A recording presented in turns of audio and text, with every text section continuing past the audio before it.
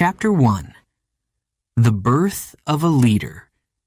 John Fitzgerald Kennedy was born on May 29, 1917. It was a sunny day in Brookline, Massachusetts, a small, quiet town near Boston.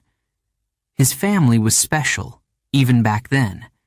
They were not just rich, they were ambitious. They believed in hard work, big dreams, and never giving up. John's father, Joseph Kennedy, was a businessman. He was smart, strong, and very determined. He wanted his children to succeed. "You can be the best," he often said. His mother, Rose, was kind and caring.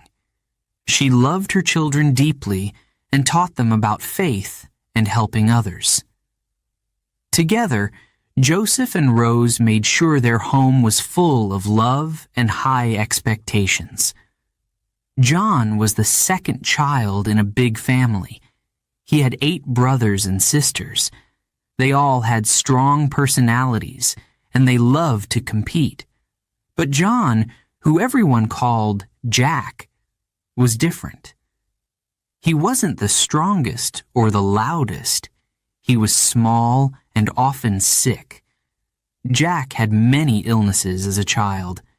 He spent days, sometimes weeks, in bed. He had fevers, stomach problems, and even scarlet fever, a dangerous disease at the time. His family worried about him. His mother would sit by his bed, holding his hand, whispering, "You'll be fine, Jack. You're strong." But Jack didn't always feel strong. Sometimes he felt lonely watching his brothers and sisters play outside. But Jack didn't waste his time in bed. He loved to read. He read about faraway places, brave heroes, and great adventures. He imagined himself as a knight, a sailor, or a leader. Books became his friends. They opened his mind to the world. The Kennedy family was full of energy. They were always playing games, arguing, and laughing together. Jack's older brother, Joe Jr., was the star of the family. He was big, healthy, and confident. Everyone thought he would grow up to do something great. Jack admired Joe, but didn't try to compete with him. Instead, he found his own way to shine. Jack was clever. He had a quick wit and a sharp sense of humor. At the dinner table, while his siblings argued, Jack would make a joke. Everyone would laugh. Even when he was sick, Jack found ways to cheer people up. His charm made him stand out. School wasn't always easy for Jack. He was smart, but he didn't love studying. He liked sports, jokes, and adventures more than homework.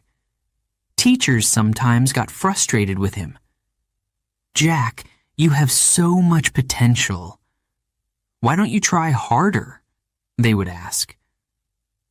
But Jack wasn't lazy. He just liked doing things his way. If a subject interested him, he could spend hours learning about it. He loved history and stories about great leaders. George Washington, Abraham Lincoln. Jack admired their courage and wanted to be like them. The Kennedys spent their summers in Hyannisport, a beautiful seaside town. The children played on the beach, swam in the ocean, and raced sailboats. Jack loved the water. He felt free and alive when he was sailing. It became one of his favorite things to do. But even during these fun times, Jack's health was a problem. One summer, he became so sick he had to go to the hospital. Doctors didn't know what was wrong. His parents were scared. Rose stayed by his side, praying for him to get better. Slowly, he recovered. But the experience left a mark on Jack. He knew life was fragile. It made him appreciate every moment. As Jack grew older, he became more curious about the world. He asked lots of questions. Why do some people have so much and others so little? He wondered. His father explained how the world worked, but Jack wasn't satisfied. He wanted to see it for himself. At home, politics was always a topic of discussion. Joseph Kennedy had big dreams for his family. He told his children, "You are Kennedys. You can make a difference in the world." Jack listened, but wasn't sure what he wanted to do. He didn't feel as confident as Joe Jr., but deep down, he had his own dreams. One day, Jack overheard his father talking to a friend. "Joe will be the leader of the family," his father said proudly. "He has everything it takes to succeed." Jack felt a mix of emotions. He loved Joe, but he also wanted to prove himself. He wanted to show his father that he too could do something great. Jack's chance to shine came in small ways. He wrote clever essays at school. He made friends wherever he went. And he never gave up, even when he felt weak. His illnesses didn't stop him. They made him stronger. Jack began to believe that he could face any challenge. The Kennedy household was full of competition. Who could run the fastest? Who could tell the funniest story? Who could win at chess? Jack often lost, but he didn't mind. Losing made him try harder. "Next time, I'll win," he'd say with a grin. This spirit stayed with Jack his whole life. He learned to fight through pain, to keep going when things were tough. He didn't always follow the rules, but he always found a way to succeed. His family called it the Kennedy Drive. Jack had it, even if it looked different from Joe's. By the time Jack was a teenager, he had grown stronger. He still got sick, but he didn't let it slow him down. He played football, swam, and sailed with his brothers. He also started to think more about the future. What kind of man did he want to be? What difference could he make? Jack didn't have all the answers yet, but he knew one thing. He wanted to live an exciting life. He didn't want to sit still or follow an ordinary path. Jack wanted to explore, to learn, and to lead. He didn't know how he would do it, but he was ready to try. And so, the boy from Brookline began his journey. A small, curious, often sick boy who dreamed of doing something great. Jack Kennedy didn't look like a leader yet, but deep inside, the spark of leadership was already there. Chapter 2. A Boy with Big Dreams. John Fitzgerald Kennedy, or Jack as everyone called him, was not an ordinary boy. His childhood was full of laughter, adventure, and challenges. Growing up in the big Kennedy family meant life was never boring. There was always something happening. A game to play, a race to win, or a joke to share. Jack and his brothers and sisters spent hours outside. They played football in the yard, built forts, and in winter had snowball fights until their hands were numb. Summers were even better.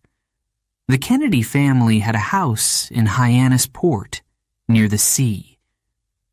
Jack loved the ocean. He spent hours sailing, feeling the wind in his face and the salt water on his skin. On the boat, he felt free. But Jack's life wasn't all fun. He was often sick. Sometimes it was just a cold, but other times it was more serious. When he was 2 years old, Jack had scarlet fever, a dangerous disease at the time. His parents were terrified. He stayed in the hospital for weeks, fighting to get better. And he did. But even after that, Jack's health stayed fragile.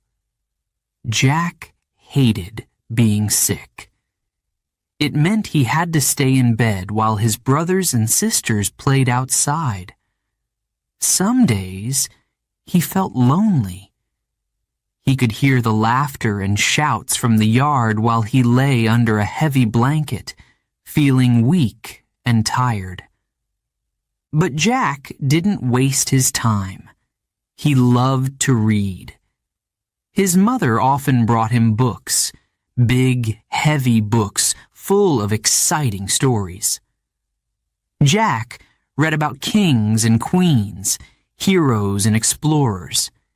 He read about brave men who went to war and clever leaders who made history. These stories filled his imagination.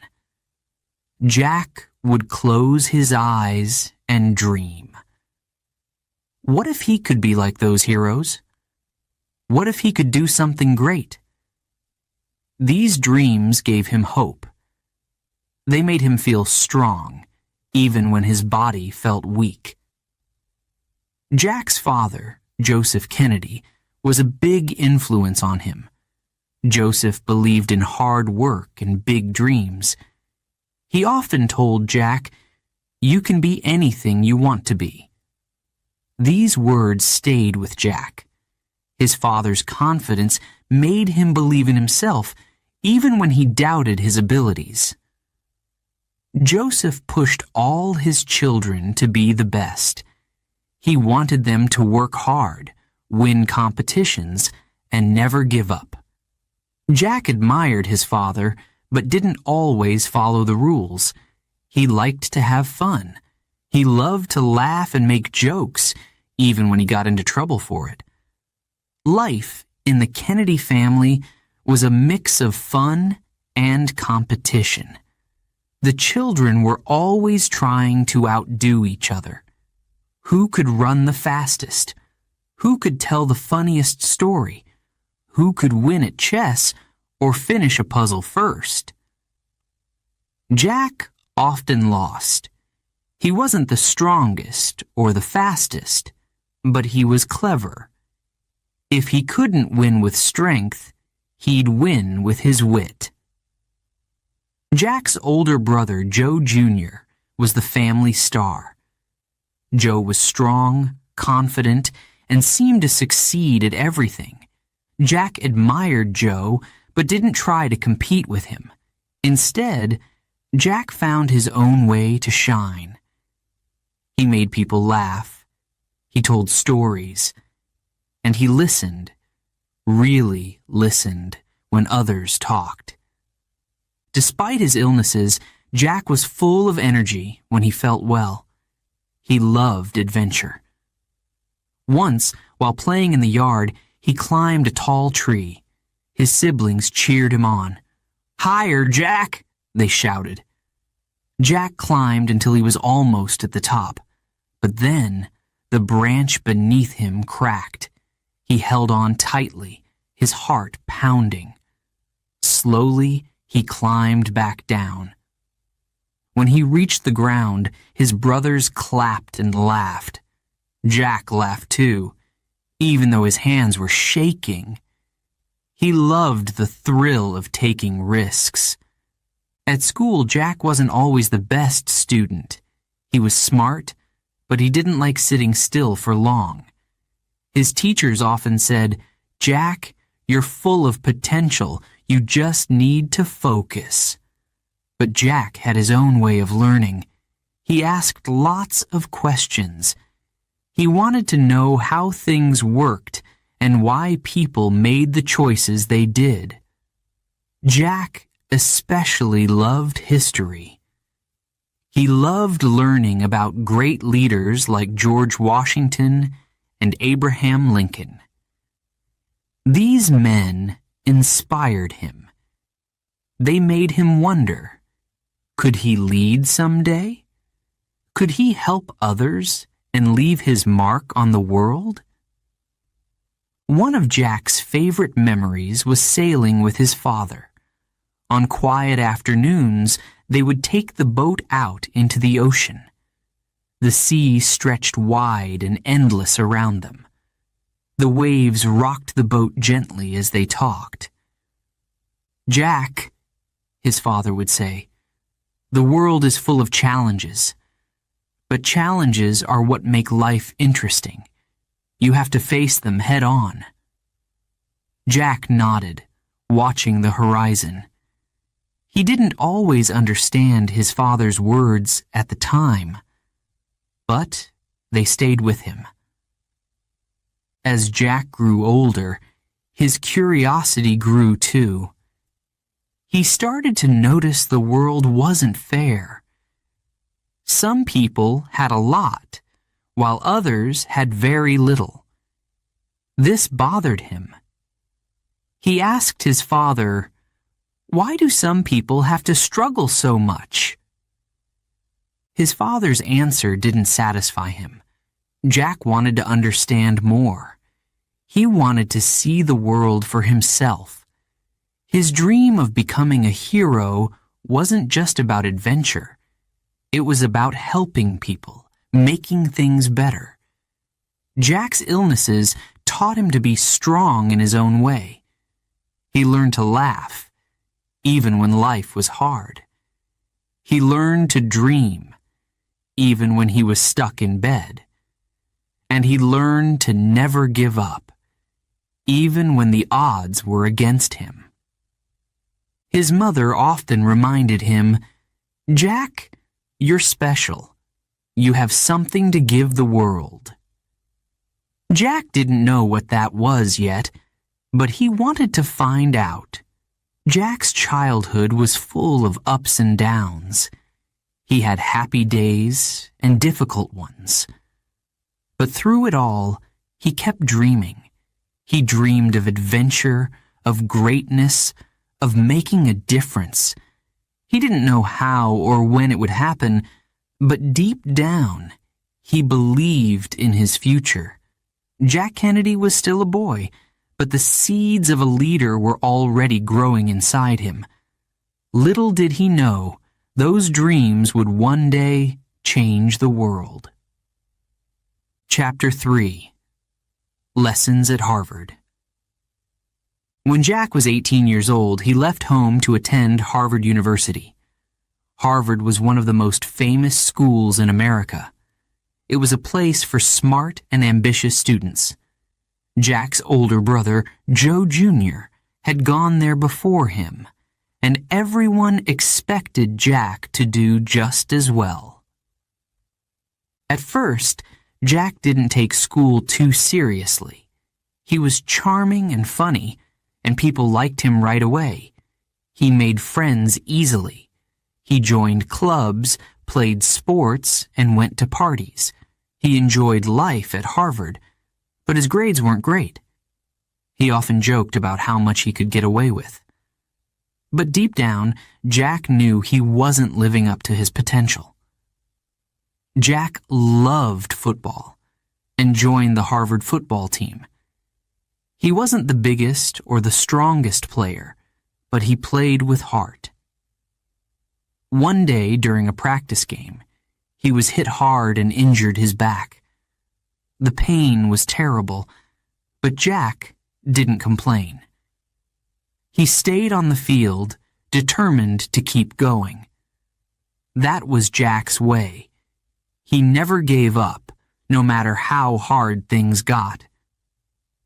But his back injury didn't heal properly.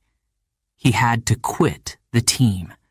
It was a painful decision, both physically and emotionally.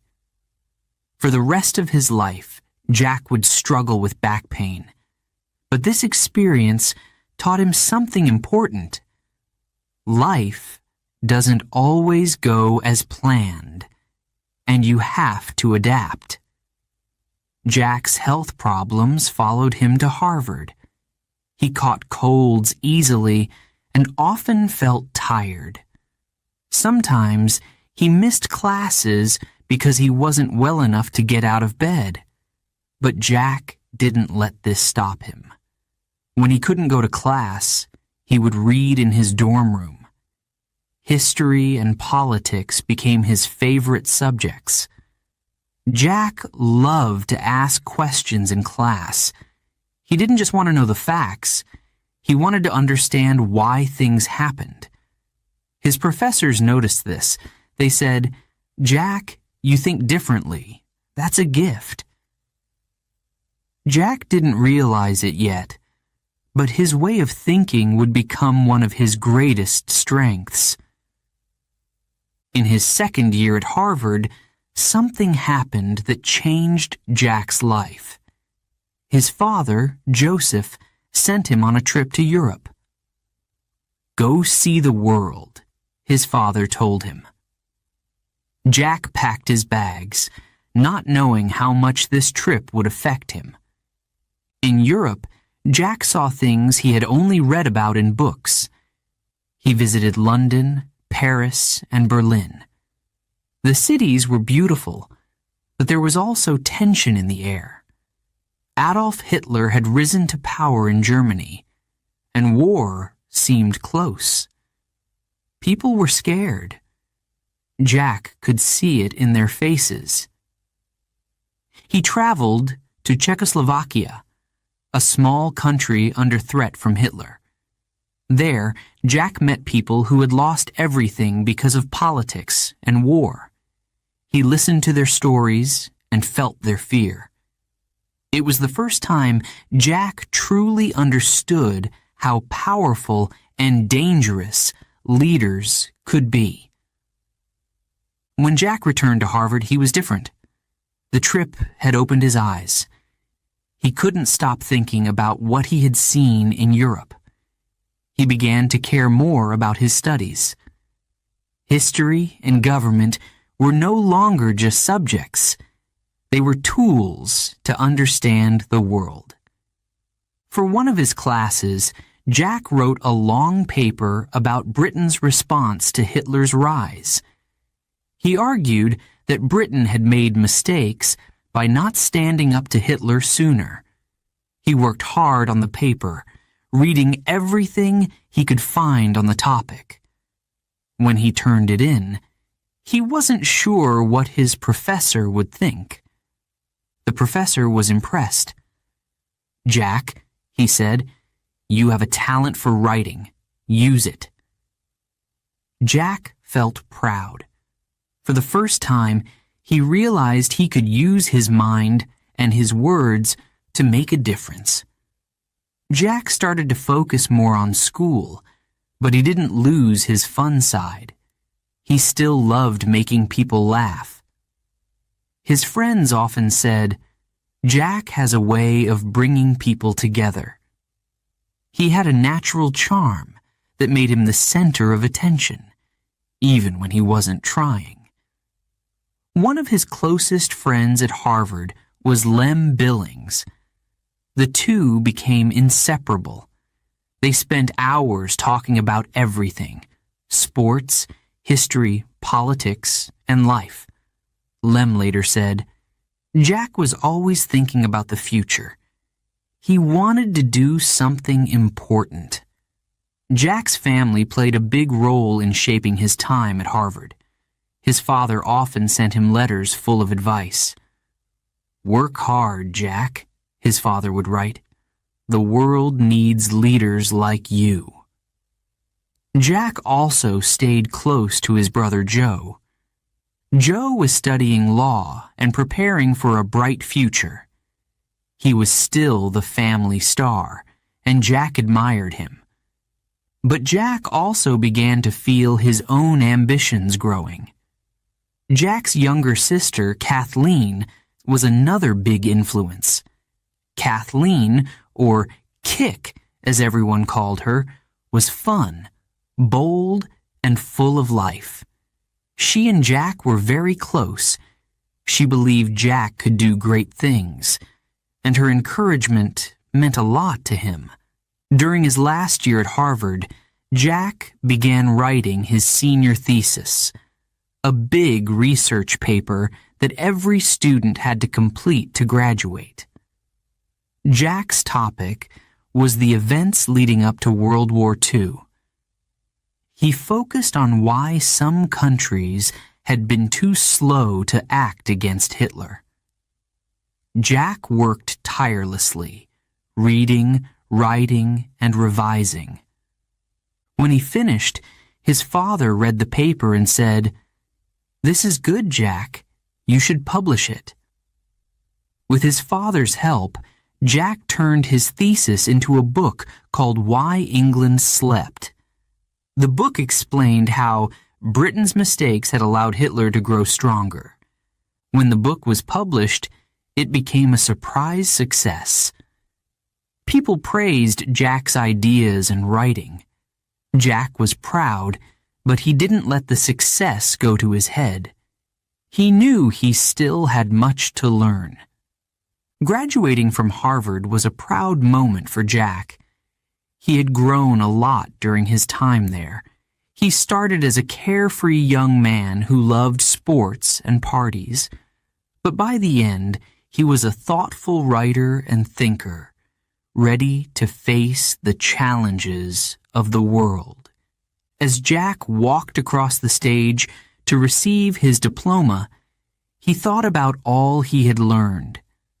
The lessons weren't just from books. They came from his travels, his friendships, and his struggles. Jack knew that life would test him again, but he felt ready. Jack's time at Harvard shaped him in ways he didn't fully understand yet. He had discovered his love for history, his talent for writing, and his passion for making a difference. These lessons stayed with him as he moved into the next chapter of his life, a chapter full of challenges, courage, and leadership. Little did Jack know, his journey was just beginning. Chapter 4. A Hero at War. World War II began in 1939. Countries around the world were drawn into the conflict. By 1941, America joined the fight after the attack on Pearl Harbor. Young men everywhere signed up to serve. Among them was Jack Kennedy. Jack wanted to join the Army, but his health problems made it difficult. His back pain and illnesses were a concern for doctors, but Jack didn't give up. He tried again and again. Finally, with the help of his father, he was accepted into the Navy. Jack was determined to serve his country. After training, Jack was given command of a small boat called PT-109. PT boats were fast and light, used by the Navy to attack enemy ships. Jack was excited but nervous. He wanted to prove himself as a leader. His crew liked him right away. Jack wasn't the kind of leader who gave orders and stood back. He worked alongside his men, fixing the boat, loading supplies, and making sure everyone was ready for action. He made jokes to keep spirits high. But when it was time to focus, Jack was serious. In 1943, Jack and his crew were sent to the Pacific Ocean. Their job was dangerous. They had to patrol the dark waters and attack Japanese ships. Every night, they faced the threat of enemy fire. Jack felt the pressure, but he didn't let it show. He wanted his men to feel safe, even in the face of danger. One night, On August 2nd, 1943, Jack and his crew were patrolling near the Solomon Islands. It was dark and the sea was quiet. Suddenly, a Japanese destroyer, a large, heavily armed ship, appeared out of nowhere.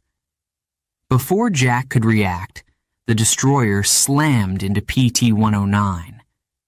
The impact was violent. The boat split in two. Jack and his crew were thrown into the water. The sea was cold and filled with oil from the wrecked boat. Jack shouted, "Is everyone alive?" His men called back one by one. 2 crew members were missing, and Jack feared the worst. He swam through the wreckage, searching, but he couldn't find them.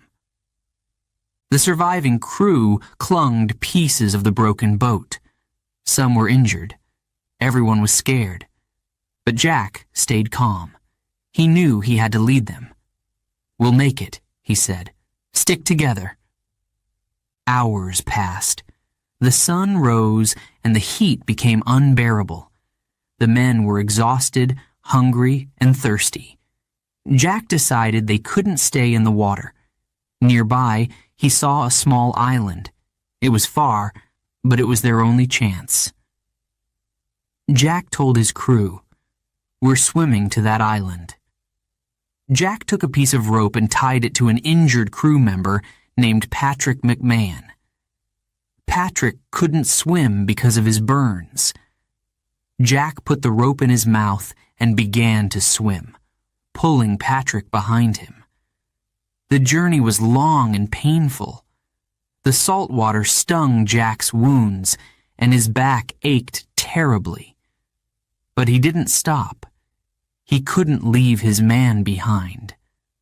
After hours of swimming, Jack and the crew reached the island. It was small and empty, with no food or fresh water, but it was land. They collapsed on the shore, too tired to speak. Jack looked at his men. They were alive, but barely. He knew they couldn't survive long without help. The next morning, Jack decided to swim again. This time, he swam to another island, hoping to find help. The current was strong, and sharks were in the water. Jack's muscles burned, and his body begged him to stop. But he kept going. "I have to do this," he thought. "My crew is counting on me." On the island, Jack found friendly villagers. They didn't speak English, but they understood Jack needed help. They gave him food and water and promised to send a message to the Allied forces. Jack carved a message on a coconut shell. 11 alive. Need help. Kennedy. The villagers took the message and paddled their canoe to find help. Jack returned to his crew. Days passed. They were weak and scared. But Jack kept their spirits up. He told them stories and made plans for what they would do after the war. "We're going home," he said. "Just hold on." Finally, after 6 long days, a rescue boat arrived. Jack's crew cheered as they were pulled from the island. They were saved. The men owed their lives to Jack's bravery and determination. News of Jack's heroism spread quickly. When he returned to America, people called him a hero. But Jack didn't feel like a hero. He thought about the 2 men who had died when PT-109 was hit. He carried that sadness with him for the rest of his life. Still, he was proud of what he had done for his crew. His actions showed his strength, courage, and leadership. For his bravery, Jack received the Navy and Marine Corps Medal. The citation read, "For heroism in the rescue of his crew. Jack didn't talk much about his medal, but his family was proud. His father said, "Jack, you've proven yourself. You're a true Kennedy." The experience of war changed Jack. He saw how fragile life was. He saw the courage of ordinary people. And he saw how important leadership was in times of crisis. These lessons stayed with him. Jack returned to civilian life with a new sense of purpose. He had faced death and survived. Now, he wanted to make a difference in the world. He didn't know it yet, but this experience would prepare him for the challenges ahead. Jack's story of PT-109 became famous. It was written about in newspapers and magazines. People admired his courage and leadership. But for Jack, it was about more than the headlines. It was about the bond he shared with his crew, the strength he found in himself, and the lessons he learned in the darkest moments. Jack Kennedy was no longer just a boy from Massachusetts. He was a hero, a leader, and a man ready to face whatever came next. Chapter 5. Entering Politics. After World War II, Jack Kennedy returned home to a hero's welcome. Newspapers told the story of his courage in the Pacific, and people admired him for saving his crew. But Jack didn't feel like a hero. He thought about the men who didn't make it home. Their loss weighed on him. He wanted to honor their memory by doing something meaningful with his life. Jack wasn't sure what to do at first. He had always been curious about politics and history. During the war, he had seen how decisions made by leaders affected the lives of millions. He wanted to make a difference, too. Jack's father, Joseph Kennedy, had big dreams for his children. He believed they could achieve anything. "Jack," his father said one day, "the world needs strong leaders. You can help people. You should run for office." Jack listened, but he wasn't sure. Politics seemed difficult and uncertain. Did he have what it took? Joseph encouraged him. "You face bigger challenges, Jack," he said. "You have a way with people. They trust you." Jack thought about it. He didn't see himself as a politician, but the idea of helping others excited him. Maybe this was his path. In 1946, an opportunity came. A seat in the U.S. House of Representatives was open in Massachusetts, Jack's home state. Jack decided to run. He was just 29 years old, young and full of energy. Some people thought he didn't have enough experience, but Jack believed he could win. The campaign was hard work. Jack visited neighborhoods, knocked on doors, and spoke at community events. He talked about the future, about how he wanted to create jobs, improve education, and help veterans. People liked his ideas, and they liked him. He was friendly, charming, and genuine. Jack's health was still a problem. He often felt tired and weak, but he didn't let it show. He worked long hours, meeting voters and shaking hands. He wore his famous smile, even when he was in pain. His family supported him every step of the way.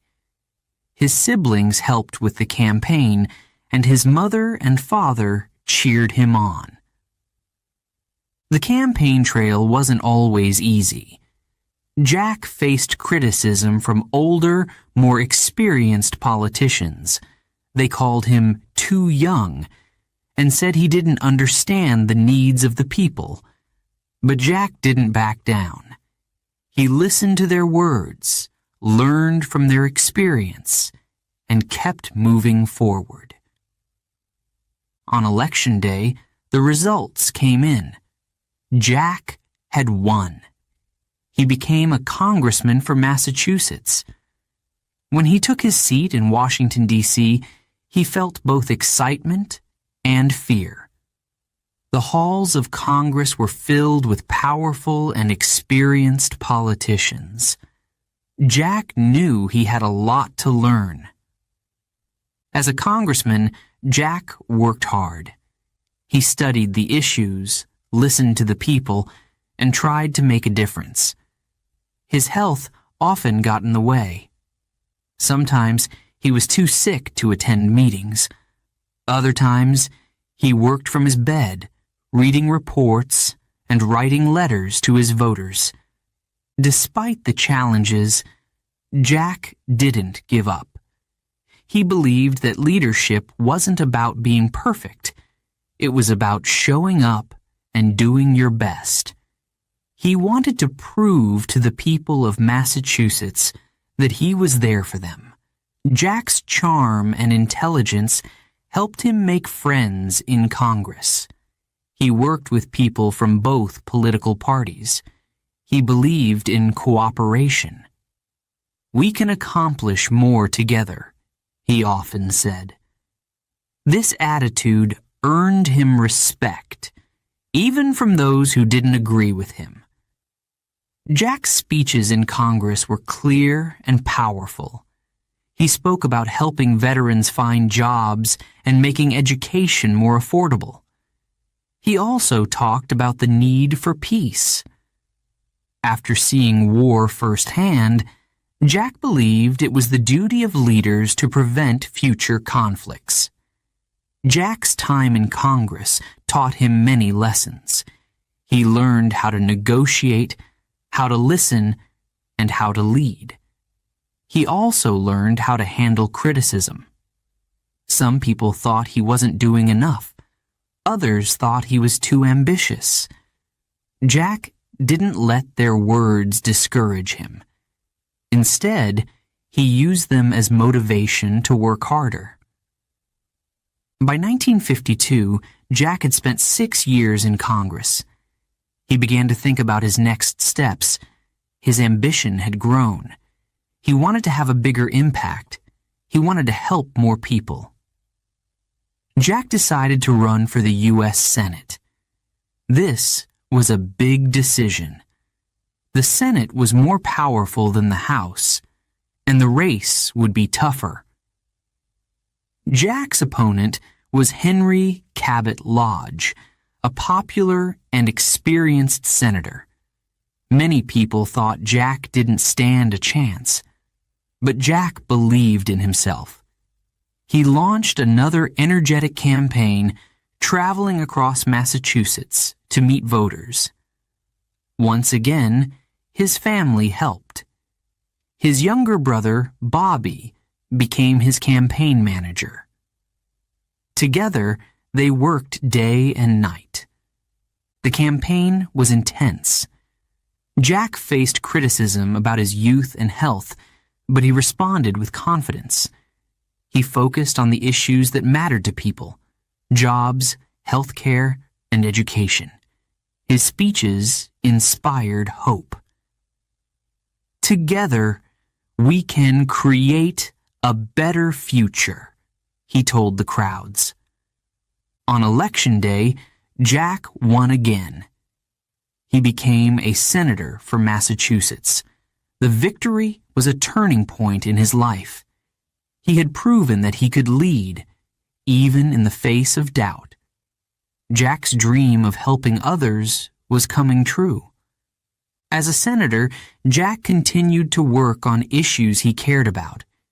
He supported laws to improve schools, help veterans, and strengthen the economy. He also began to think more about global issues. The world was changing, and Jack wanted to be part of shaping its future. Jack's health continued to challenge him. He underwent several surgeries for his back, and the recovery was long and painful. But even during these difficult times, he didn't stop working. From his hospital bed, he wrote letters, read reports, and stayed connected with his staff. Jack's experiences in politics made him dream even bigger. What if he could become president? The idea seemed impossible at first. He was still young, and America had never elected a Catholic president before. But Jack believed in the power of hard work and hope. He began to prepare himself for the biggest challenge of his life. Jack Kennedy's journey in politics was just beginning. He had proven himself as a congressman and a senator.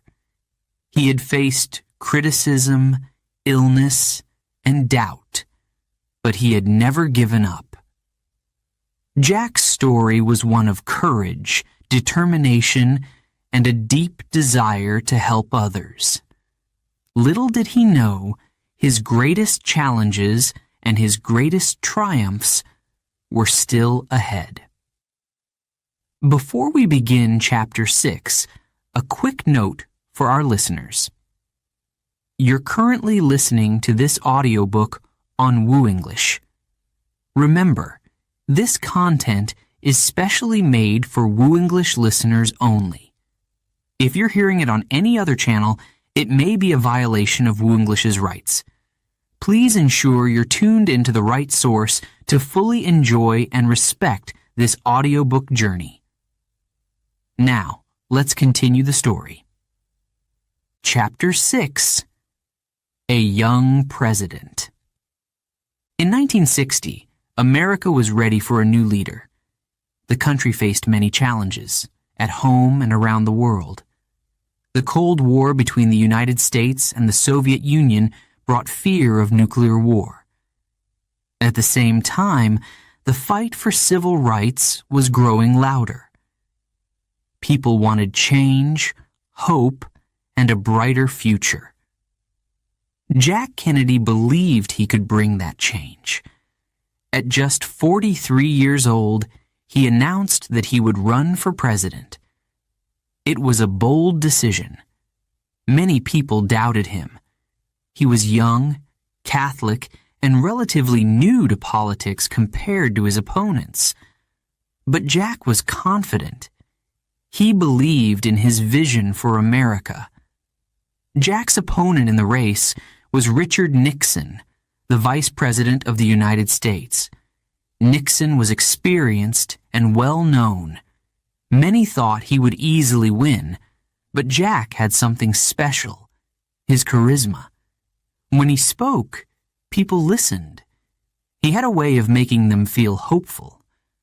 The campaign was intense. Jack traveled all over the country, meeting people and sharing his ideas. He spoke about what he called the new frontier.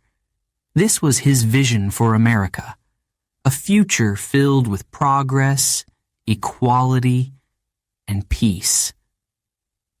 Jack wanted to inspire people to dream big and work together. For the first time in history, television played a big role in the election. Jack and Nixon debated on live TV. Millions of Americans watched as the two candidates answered tough questions. Nixon was serious and experienced, but Jack appeared calm, confident, and full of energy. He looked straight into the camera and spoke to the American people as if he were speaking to each of them personally. After the debate, people couldn't stop talking about Jack. His charm and confidence won over many voters. Some even said it was the debates that changed the course of the election. As Election Day approached, the race became closer and closer. Jack's campaign team worked tirelessly. His younger brother Bobby managed the campaign and helped Jack stay focused. Jack's wife, Jackie, also played an important role. She charmed voters with her grace and intelligence. Together, they made a powerful team. Finally, on November 8, 1960, the votes were counted. Jack had won. He was elected as the 35th President of the United States. The victory was narrow, but it was historic. Jack had made history as the youngest man and the first Catholic ever elected president. The inauguration took place on January 20th, 1961. It was a cold, snowy day in Washington, D.C., but thousands of people gathered to watch. Jack stood before the crowd, ready to address the nation. His speech would become one of the most famous in American history. "Ask not what your country can do for you," Jack said, his voice clear and strong. "Ask what you can do for your country." The words sent a wave of inspiration across the crowd and the country. Jack was calling Americans to action. He wanted everyone to work together to build a better future. As president, Jack faced many challenges. The Cold War was growing more dangerous. The Soviet Union had just sent a man into space, and America was falling behind in the space race. Jack knew this was a critical moment. He made a bold promise. America would send a man to the moon before the end of the decade. This promise excited people. It wasn't just about winning the space race. It was about proving that America could achieve the impossible. Jack believed in the power of dreams and hard work, and he inspired the nation to believe too. At home, Jack faced another important challenge: the fight for civil rights. African Americans were demanding equal rights, but the country was deeply divided. Jack supported their cause. He believed that all Americans, no matter their race, deserved freedom and equality. In his speeches, Jack spoke about justice and fairness. "The rights of every man are diminished when the rights of one man are threatened," he said. But progress was slow. Jack knew that real change would take time and courage. He promised to keep fighting for what was right. Jack's time in the White House was full of both triumphs and tests. He worked to improve education, create jobs, and strengthen America's role in the world. He met with world leaders, trying to build peace during a time of great tension. One of Jack's most famous moments came during the Cuban Missile Crisis in 1962. The Soviet Union had placed nuclear missiles in Cuba, just 90 miles from the United States. The world held its breath as Jack worked to find a solution. For 13 days, the crisis brought the world to the brink of war. But Jack's calm leadership helped avoid disaster. The missiles were removed, and the world stepped back from the edge. Despite the pressures of being president, Jack always made time for his family. He and Jackie had 2 young children, Caroline and John Jr. They brought joy and life to the White House. People loved seeing pictures of Jack playing with his children on the lawn or sharing quiet moments with Jackie. Jack's youth and energy brought a sense of hope to the country. He and Jackie were seen as symbols of a new, modern America. The White House became known as Camelot, a place of magic and possibility. But Jack's time as president wasn't easy. He faced criticism from those who didn't agree with his policies. Some people thought he was too young or too ambitious. Others thought he wasn't doing enough to address the problems facing the country. Jack listened to the criticism, but he didn't let it stop him. He stayed focused on his goals. By 1963, Jack had been president for nearly 3 years. He had achieved many things, but he also knew there was more to do. He wanted to continue fighting for civil rights, strengthen America's economy, and ensure peace around the world. He began preparing for the next election, hoping to win a second term. Jack's time as president was short, but it left a lasting impact. He brought a sense of hope and possibility to America. He inspired people to believe in their country and in themselves. At just 43 years old, he had shown that youth and vision could change the world. Jack's journey was far from over, but already he had become one of the most beloved leaders in American history. Chapter 7. The Cuban Missile Crisis. Being President of the United States was never easy, but in October 1962, John F. Kennedy faced one of the greatest challenges of his life. It began with a secret. American spy planes had discovered something shocking in Cuba, a small island just 90 miles from Florida. The Soviet Union was building missile sites there. These were not ordinary missiles. They were nuclear missiles, powerful enough to destroy entire cities in minutes. The news was terrifying. Jack and his advisors knew what this meant. If these missiles were launched, millions of Americans could die. The Cold War had always been dangerous, but now the threat was closer than ever. Jack called a meeting of his top advisors. They gathered in a small room at the White House, known as the Cabinet Room. For hours, they debated what to do. Some wanted to attack Cuba right away, but Jack worried this could start a nuclear war. Others suggested doing nothing, but Jack knew that was too risky. He needed a plan that would keep Americans safe without starting a war. We have to be strong, but careful, Jack told his team. The whole world is watching. Jack decided to act quickly. He announced a naval blockade around Cuba.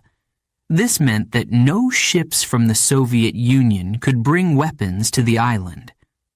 American warships surrounded Cuba, ready to stop any Soviet ships that tried to cross the line. On October 22, 1962, Jack spoke to the American people on television.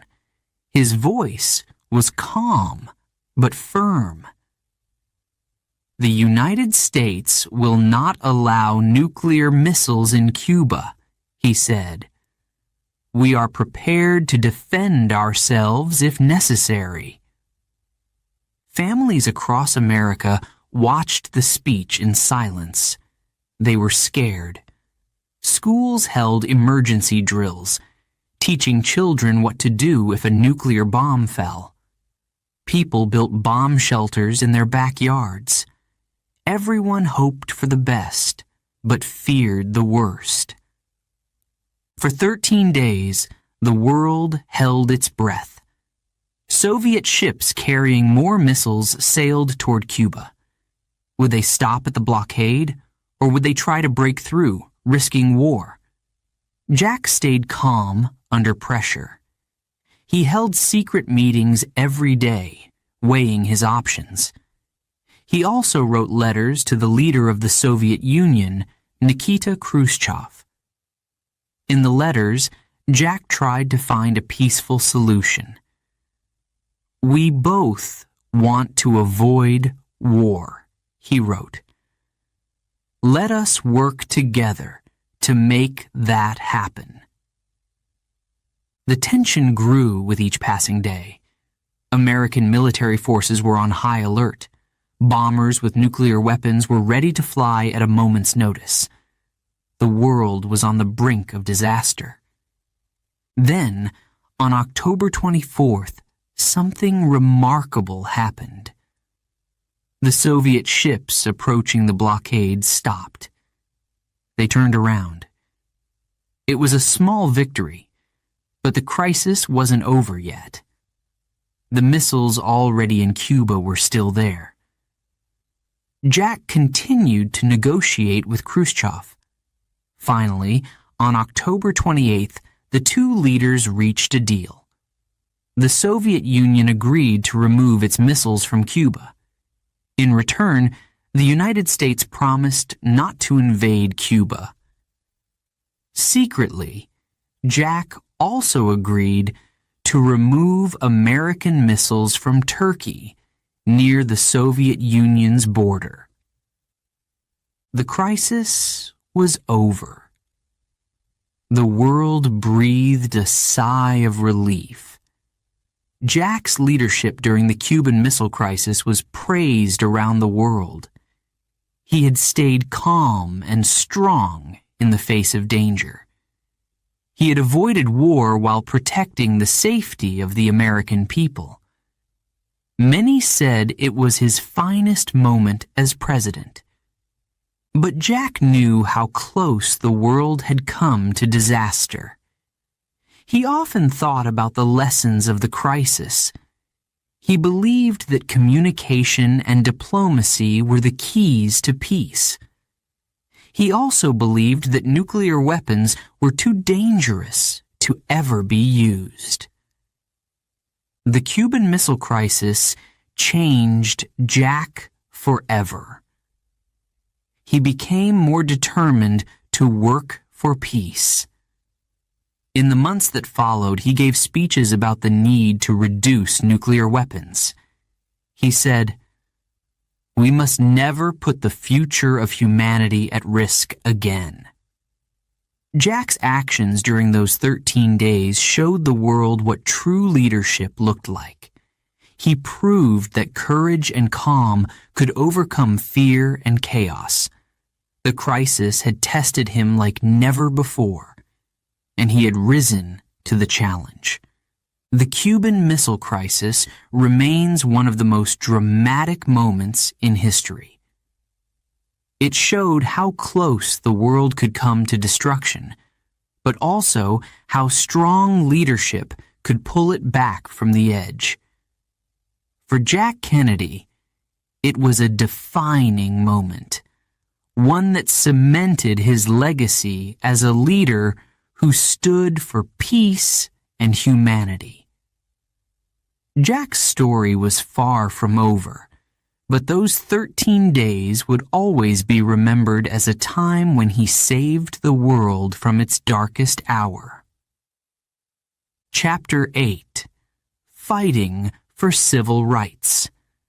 In the 1960s, America was changing. Black Americans were fighting for their civil rights. They wanted freedom and fairness, the same rights as everyone else. But the country was deeply divided. Many places, especially in the South, still had segregation. Black and white people were kept apart. In schools, on buses, in restaurants. It wasn't fair, and it wasn't right. Jack Kennedy believed in justice. He believed every American deserved freedom, no matter their skin color. But as president, he also knew the fight for civil rights would not be easy. There were many people who did not want change. They wanted to keep things the way they were. The civil rights movement was growing stronger. Brave leaders like Martin Luther King Jr. and Rosa Parks were inspiring millions. Black Americans marched in the streets, demanding their rights. They held peaceful protests and gave powerful speeches. But they also faced violence. Protesters were beaten, arrested, and sometimes even killed. Jack watched these events closely. He admired the courage of the protesters. He knew they were fighting for something important. But at first, Jack moved carefully. He worried about dividing the country even more. He wanted to bring people together, not push them apart. In 1961, civil rights activists called Freedom Riders began traveling on buses through the South. They wanted to end segregation in bus stations, but their journey was dangerous. Angry mobs attacked the buses and beat the riders. Some were arrested. Others barely escaped with their lives. Jack was shocked by the violence. He sent federal marshals to protect the Freedom Riders. He also began working with civil rights leaders to find solutions. But the problems were bigger than just buses. Black Americans faced discrimination everywhere, in housing, in jobs, and even in voting. One of the biggest moments came in 1962. A black man named James Meredith wanted to attend the University of Mississippi, a school that had always been all white. The state refused to let him in. Crowds gathered to block James from entering the campus. The situation grew tense. Jack decided to act. He sent federal troops to protect James and ensure he could attend the university. It wasn't easy. Riots broke out. People threw rocks and bottles at the soldiers. 2 people died in the violence. But in the end, James Meredith walked onto campus and became a student. It was a victory for civil rights and for Jack's leadership. By 1963, the fight for civil rights could no longer be ignored. Jack gave a powerful speech to the nation. He looked straight into the camera and said, "We are confronted with a moral issue. It is as old as the scriptures and as clear as the American Constitution. It is time to act." Jack's words inspired millions. He spoke about fairness and justice, about the need to treat every person with dignity. "We are all created equal," he said. "Now is the time to make that promise real." Jack knew that words were not enough. He needed to take action. He proposed a new law called the Civil Rights Act. This law would end segregation in public places. It would make it illegal to discriminate against someone because of their race.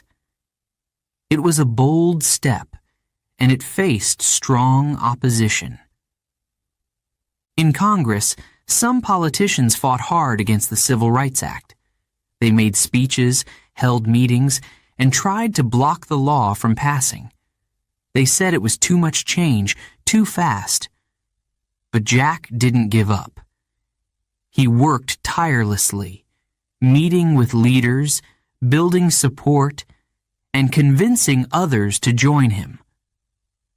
While Jack fought for civil rights in Washington, protests continued across the country. In August 1963, more than 250,000 people gathered in Washington, D.C. for the March on Washington. It was one of the largest protests in American history. At the march, Martin Luther King Jr. gave his famous "I Have a Dream" speech. He spoke about a future where children of all races could play together, where freedom and equality would be real for everyone. Jack was deeply moved. He knew this movement was bigger than any one person. It was about the soul of the nation. But not everyone admired Jack's actions. Many people, especially in the South, were angry. They called him a traitor to his race. Some even sent threats to the White House. Jack didn't let the anger stop him. He believed he was doing the right thing. In private, Jack admitted how hard the fight was. "This is the most difficult issue I've ever faced," he told a friend, "but it's also the most important." His determination never wavered. Jack's leadership on civil rights inspired hope, but the country was still deeply divided.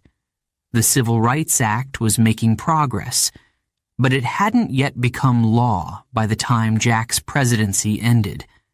Even so, his support for the movement had made a huge impact. Jack showed the world that leadership was about courage, about standing up for what's right, even when it's not popular. He believed America could be better, fairer, and stronger if everyone was treated equally. Today, the Civil Rights Act is one of the most important laws in American history. It helped to end segregation and open the door to greater equality. Jack's work laid the foundation for this change. His courage and vision gave others the strength to continue the fight. Jack Kennedy's dream was an America where freedom and fairness were not just words, but realities for all people. His actions showed that even in the face of division, progress was possible. Chapter 9. Dreams for the Future. John F. Kennedy's time as president was full of hope and vision. Jack believed that America could achieve great things. He wanted the country to dream big, work hard, and make the impossible possible. His words inspired people to believe in a brighter future. Jack had many goals for his presidency. He wanted to improve education, fight poverty, and create opportunities for every American. He also dreamed of a peaceful world where nations worked together instead of fighting. But one dream stood out above all others: sending a man to the moon. In 1961, Jack made a bold announcement. He told Congress, "I believe this nation should commit itself to achieving the goal before this decade is out, of landing a man on the moon and returning him safely to Earth." His words were ambitious and daring. No one had ever done it before. Many thought it was impossible. But Jack believed in the power of science and innovation. He believed in the American spirit, the determination to achieve greatness. He encouraged scientists, engineers, and astronauts to push beyond their limits. He made space exploration a national priority. Jack's moon challenge wasn't just about winning the space race against the Soviet Union. It was about something bigger. It was about proving that humanity could reach for the stars. Jack often said, "We do these things not because they are easy, but because they are hard." He believed that difficult challenges made us stronger and united. The space program energized the country. People followed every mission, watching as rockets launched into the sky. Children dreamed of becoming astronauts. scientists worked day and night, inspired by Jack's vision. The moon seemed far away, but Jack made people believe it was possible. Jack also cared deeply about education. He knew that the future depended on the next generation. He wanted every child in America to have a chance to succeed, no matter where they came from or how much money their family had. Jack supported programs to improve schools and help teachers. He encouraged students to study math and science, preparing them for the challenges of the modern world. Knowledge is power, he often said. He believed education was the key to solving the world's problems. One of Jack's favorite themes was youth. He believed that young people could change the world. In his inauguration speech, he famously said, "The torch has been passed to a new generation of Americans." These words inspired millions. Jack called on young people to get involved, to serve their communities, and to make a difference. He created the Peace Corps, a program that sent young Americans to help people in other countries. Volunteers taught in schools, built homes, and worked in hospitals. The Peace Corps became a symbol of hope and friendship between nations. Jack was proud of the program and the young people who answered his call. Jack's speeches often made people feel proud to be American. He had a way of connecting with everyone, no matter their background. He spoke about unity, about working together to solve problems. In a time when the world was divided by the Cold War, Jack reminded people of the importance of peace. He once said, "Our most basic common link is that we all inhabit this small planet. We all breathe the same air. We all cherish our children's future, and we are all mortal." These words touched hearts and made people think about what truly mattered. But Jack's dreams were not without challenges. He faced criticism from those who thought he was asking for too much. Some people thought the moon mission was too expensive. Others thought his focus on education and peace was unrealistic. Jack listened to their concerns, but he didn't let them stop him. He believed in his vision and kept moving forward. Behind the scenes, Jack worked tirelessly to make his dreams a reality. He held meetings with scientists, educators, and world leaders. He studied reports, asked questions, and made tough decisions. Even when his health problems made him tired, he pushed through. He wanted to leave the world better than he found it. Jack's family also inspired his dreams for the future. His wife, Jackie, shared his passion for education and culture. She worked to bring art and history to the White House, making it a place of learning and inspiration. Jack's children, Caroline and John Jr., reminded him of the importance of building a better world for the next generation. Jack often spoke about the future. He imagined a world where poverty was reduced, where education was accessible to all, and where nations lived in peace. He knew these dreams would take time, but he believed they were worth pursuing.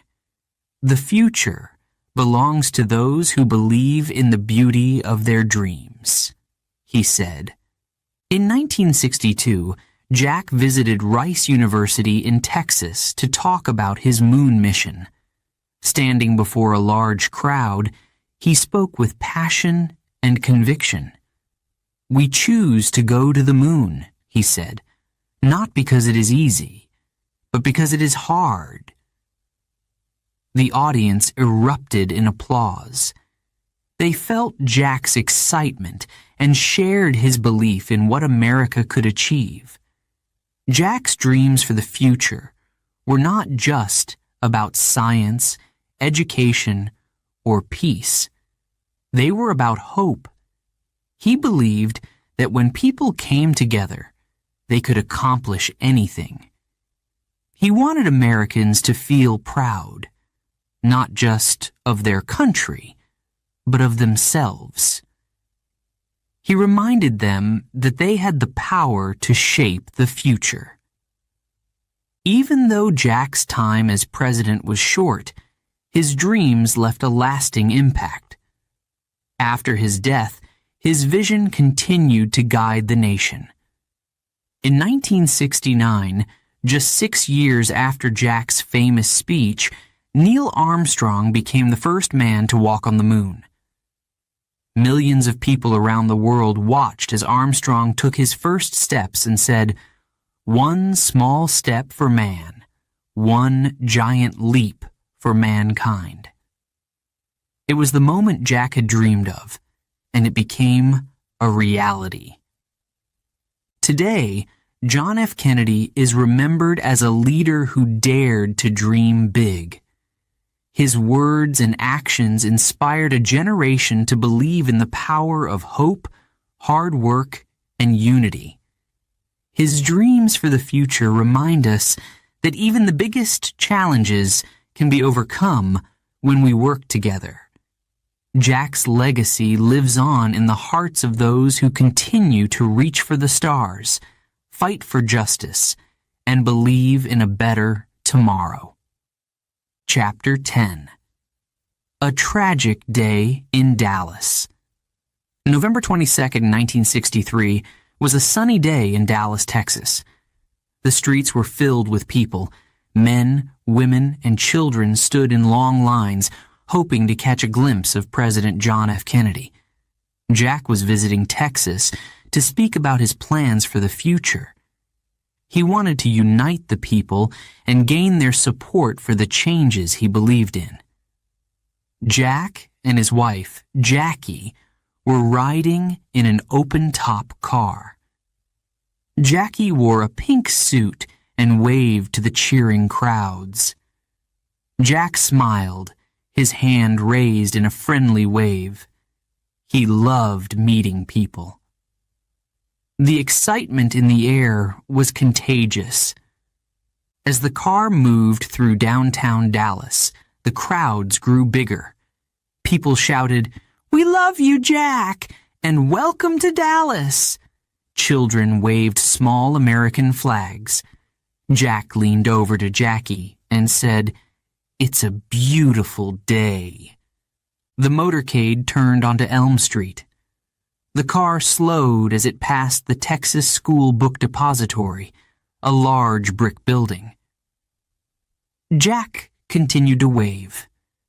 Suddenly, a loud sound echoed through the streets. It sounded like a firecracker. People looked around, confused. Then came another sound, and another. Jackie turned to Jack, her face full of fear. "Jack!" she cried. But it was too late. Jack had been shot. The crowd froze in shock. People screamed and ran. Some dropped to the ground, holding their children close. The car sped away, heading for the nearest hospital. Jackie cradled Jack in her arms, tears streaming down her face. "Stay with me, Jack," she whispered. But Jack didn't respond. At Parkland Hospital, doctors worked desperately to save the president. Nurses rushed in and out of the operating room. The world seemed to stop as everyone waited for news. But the damage was too severe. At 1 p.m., John F. Kennedy was pronounced dead. He was just 46 years old. The news spread quickly. In homes, offices, and schools across America, people listened to the radio and watched the news on television.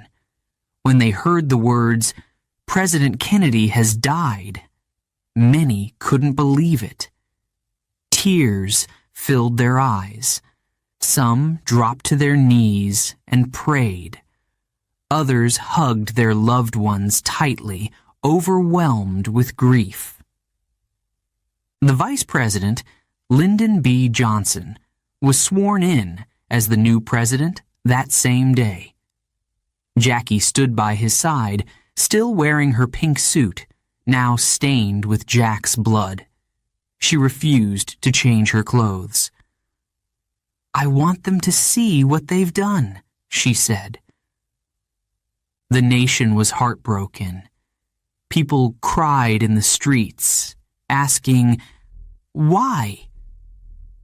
Jack had been so full of life, so full of dreams. How could he be gone? The young president who had inspired hope and courage was no longer there to lead them. World leaders sent messages of condolence. Across the globe, people mourned Jack's death. In Ireland, his ancestral homeland, church bells rang. In Paris, London, and Tokyo, people gathered to light candles and say prayers. Jack had touched hearts far beyond America. Jack's funeral took place on November 25, 1963, in Washington, D.C. Thousands of people lined the streets to pay their respects. World leaders came to honor the fallen president. Jackie walked behind Jack's flag-draped coffin, holding the hands of their two young children, Caroline and John Jr. One moment from the funeral would stay in people's hearts forever. As the coffin passed, little John Jr., just 3 years old, saluted his father. The image was captured by photographers and became a symbol of the nation's grief. Jack was buried in Arlington National Cemetery near Washington, D.C. At his gravesite, an eternal flame was lit. The flame would burn forever, a symbol of Jack's spirit and the hope he had given to the world. After Jack's death, questions remained. Who had killed the president? Why had this happened? Investigators discovered that a man named Lee Harvey Oswald had fired the shots from the Texas School Book Depository. Oswald was arrested but never stood trial. Just 2 days after Jack's death, Oswald was killed by another man while in police custody. The tragedy left the nation with unanswered questions and a deep sense of loss. But it also united people in their grief. Jack's death reminded everyone of the importance of his message: to work for peace, justice, and a better future. Jack's time as president was short, but his impact was lasting. He had inspired people to dream big and believe in themselves. He had faced challenges with courage and determination. Even in death, Jack's legacy lived on. His famous words, "Ask not what your country can do for you. Ask what you can do for your country," continued to echo in the hearts of Americans. People remembered him as a leader who believed in the power of hope and action. Jack's tragic death in Dallas marked the end of a chapter, but it was not the end of his story. His dreams for America and the world remained alive. His leadership, his courage, and his vision for a better future would continue to inspire generations to come. The young president, full of life and dreams, may have been taken too soon, but his light would never fade. Chapter 11. The Nation Mourns. The news of John F. Kennedy's death spread across the world. In homes, schools, and offices, people stopped what they were doing. Radios played soft music, and television anchors spoke with sadness in their voices. It was a moment of shock and grief, not just for America, but for the world. Jack had been a symbol of hope. He had spoken of the future, of dreams, and of unity. Now he was gone. People cried openly in the streets. Strangers hugged each other, sharing their sorrow. Churches held special services, and candles burned in windows across the country. Jack's funeral was held on November 25th, 1963, 3 days after his death. The streets of Washington, D.C. were filled with silence. Crowds stood shoulder to shoulder, waiting to say goodbye to their president. Some held flowers. Others held signs that said, "We will never forget you, Jack." Jack's coffin, draped in the American flag, was carried through the streets on a horse-drawn carriage. It was a solemn sight. Soldiers marched alongside, their heads bowed in respect. Behind the coffin walked Jackie Kennedy and her 2 children, Caroline and John Jr. They were dressed in black, their faces showing both strength and sadness. Millions of people around the world watched the funeral on television. In their living rooms, families sat together, their eyes fixed on the screen. They saw Jackie walking bravely, holding her children's hands. They saw world leaders gathered in Washington, paying their respects. They saw a nation united in mourning. At the funeral mass, prayers were said for Jack's soul. The church was filled with the sound of hymns and the soft whispers of the grieving. Jackie sat quietly, her children by her side.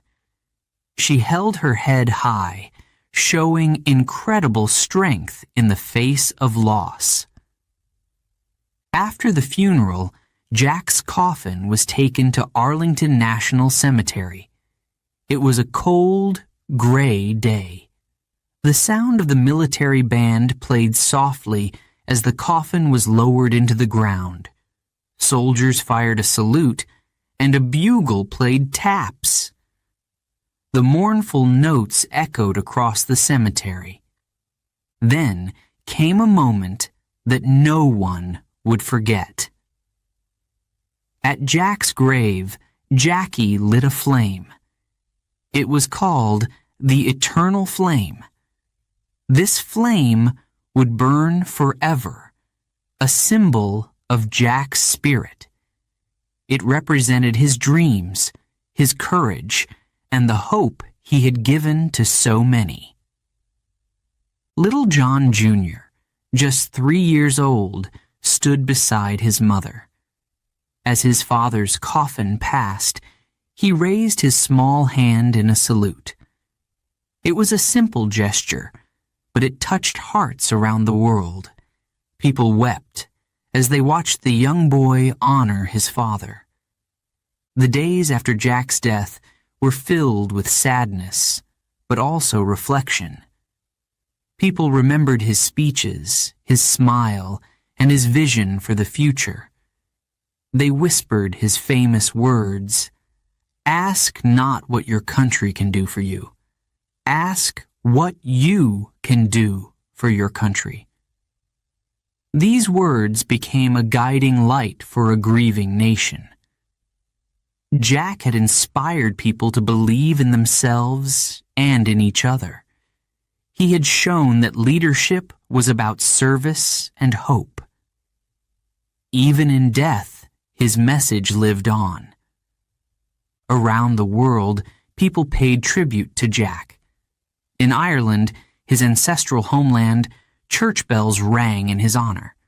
In Paris, the Eiffel Tower's lights were dimmed as a sign of respect. In Tokyo, thousands gathered to hold a silent vigil. Jack had been more than just a leader. He had been a symbol of unity and peace. In schools, children wrote essays about Jack.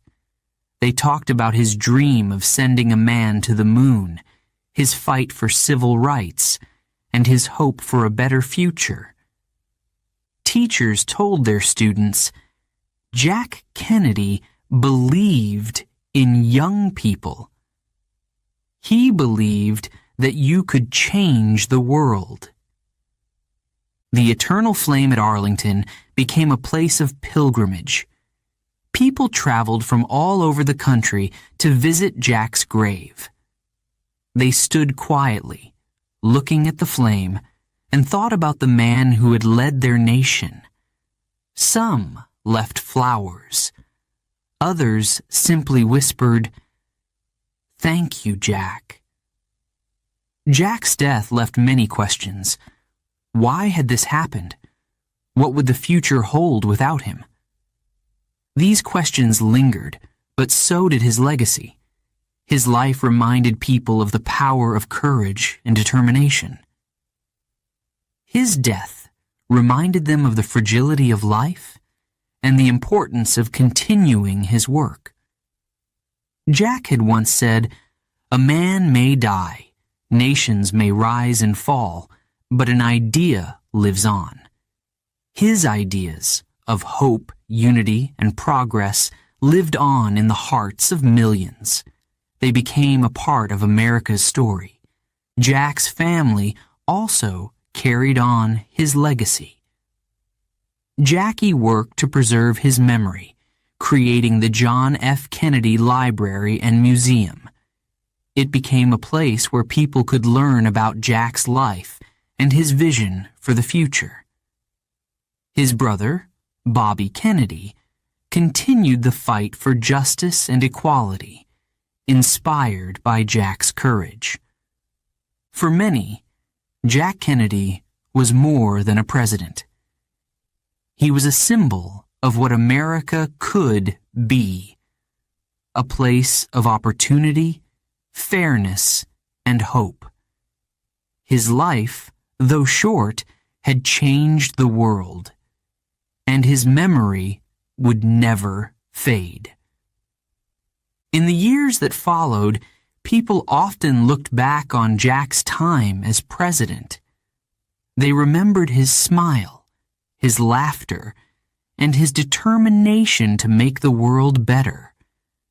They remembered the way he made them feel, that anything was possible if they worked together. Jack's funeral marked the end of a life, but it was also the beginning of a legacy. The eternal flame at his grave reminded everyone that his spirit was still alive. It burned brightly, just as Jack had burned brightly during his time on Earth. John F. Kennedy was gone, but his dream for a better world remained. It was a dream that inspired millions, a dream that continues to inspire today. The nation mourned, but it also remembered, and in remembering, it found the strength to carry his vision forward. Chapter 12. A Legacy That Lives On. John F. Kennedy is remembered as one of America's greatest presidents. His life was short, but his impact was enormous. People still talk about his courage, his vision, and his ability to inspire others. His words, his actions, and his dreams continue to guide the nation. Jack believed in the power of hope. He believed that with hard work, anything was possible. He once said, "Let every nation know that we shall pay any price, bear any burden, meet any hardship, to assure the survival and the success of liberty." These words remind us of his unwavering belief in freedom and justice. Jack's image is everywhere. His face appears on coins and stamps. Schools, airports, and buildings across the country are named after him. There is even a NASA space center that carries his name, honoring his dream to send a man to the moon. One of the most visited places in America is the John F. Kennedy Library and Museum in Boston. It was built to preserve Jack's memory and inspire future generations. Inside, visitors can see photos, letters, and videos from Jack's life. They learn about his leadership and his belief in a better future. Jack's famous speeches are still remembered today. His words challenge us to think about what we can do for our communities, our country, and the world. His most famous line, "Ask not what your country can do for you. Ask what you can do for your country," inspires people to take action. It reminds us that leadership is not just for presidents, it's for everyone. Jack's influence is also felt in the way we see space exploration. His challenge to send a man to the moon changed history. On July 20th, 1969, just 6 years after his death, astronaut Neil Armstrong stepped onto the moon. His first words were, "One small step for man, one giant leap for mankind." The Apollo mission fulfilled Jack's dream. It showed the world what could be achieved when people worked together. Jack also made a lasting impact on civil rights. His support for equality helped pave the way for the Civil Rights Act, which became law after his death. This law ended segregation in public places and made discrimination illegal. Jack's courage in fighting for justice continues to inspire leaders today. For many, Jack's leadership during the Cuban Missile Crisis is his greatest legacy.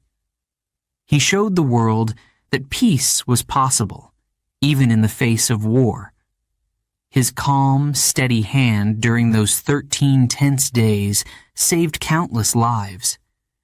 His ability to lead with strength and wisdom remains a model for presidents and leaders around the globe. Jack's family also plays a big part in keeping his memory alive. His wife, Jackie, worked tirelessly to honor his legacy. She created the eternal flame at his grave, a symbol of Jack's enduring spirit. His brother, Robert Kennedy, continued Jack's work for justice and equality, and his children, Caroline and John Jr., carried their father's values into their own lives.